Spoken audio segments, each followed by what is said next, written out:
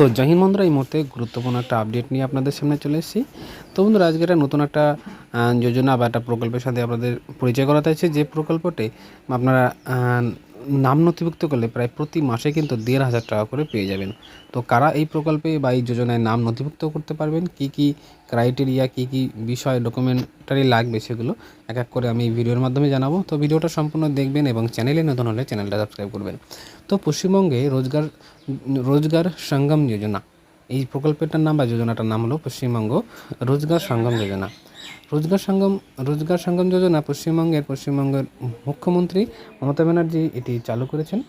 এই এই এই যোজনার উদ্যোগ মানে যে বিষয়টা, এখানে বিশেষ করে যারা যুবতী যারা আছে, যারা কিনা এখনও পর্যন্ত বেকার, তাদের জন্য এই প্রকল্পটা কিন্তু চালু হয়েছে।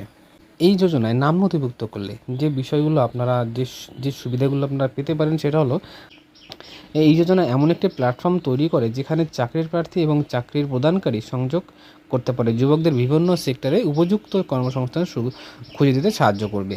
তো বন্ধুরা, দ্বিতীয়ত এটি যুবকদের দক্ষতা বাড়ানোর জন্য প্রশিক্ষণ ও প্রোগ্রাম অফার করতে পারে এবং তাদের কর্মসংস্থানের যে সমস্ত বিষয়গুলো সেগুলো আপনাদেরকে সাহায্য করে। এবং আর্থিক সহায়তা, এই যোজনার প্রতি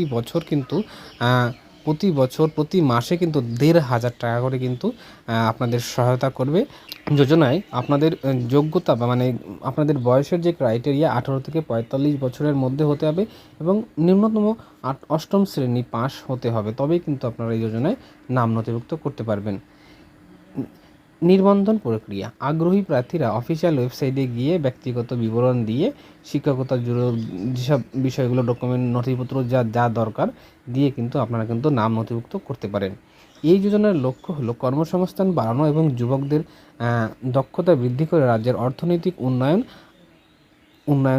উন্নয়ন কিন্তু করা। ঠিক আছে, কারা আবেদন করতে পারবেন, কি ক্রাইটেরিয়া থাকা দরকার একটু দেখে নিন।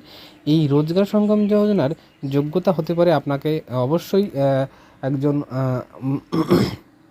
পশ্চিমবঙ্গের স্থায়ী বাসিন্দা হতে পারে, ন্যূনতম 18 থেকে 45 বছরের বয়সের মধ্যে হতে হবে এবং ন্যূনতম 8ম শ্রেণী পাস হতে হবে, তবেই কিন্তু আপনারা নাম নথিভুক্ত করতে পারবেন। পশ্চিমবঙ্গ রোজগার সঙ্গম যোজনার জন্য কিভাবে আবেদন করবেন? তো বন্ধুরা, আপনারা সরাসরি নিজেরা মোবাইল থেকে বা ল্যাপটপ থেকে বাড়িতে বসেই কিন্তু করতে পারেন, যদি আপনারা পারেন। অফিসিয়াল ওয়েবসাইটের লিঙ্ক আমি ডেসক্রিপশন বক্সে দিয়ে দেবো। এছাড়া আপনারা আপনাদের নিকটবর্তী যে সার্ভার ক্যাফে বা যদি থাকে তাহলে সেখানে গিয়েও কিন্তু করতে পারেন। আর যেসব ডকুমেন্ট এবং ক্রাইটেরিয়াগুলো বলা হয়েছে, সেগুলো যদি আপনার পক্ষে সম্পূর্ণ করতে পারেন, তাহলে আপনি কিন্তু এই প্রকল্পে নাম নথিভুক্ত করতে পারেন এবং তার সঙ্গে যে সুযোগ সুবিধাগুলো সেগুলো কিন্তু আপনারা পেতে পারেন। তো বন্ধুরা, কতটা ইম্পর্টেন্ট লাগলো সেটা একটা কমেন্টসের মাধ্যমে জানাবেন। দেখা হচ্ছে নেক্সট ভিডিওতে, ততক্ষণ সবাই ভালো থাকবেন, সুস্থ থাকবেন। জয় হিন্দ, জয় ভারত।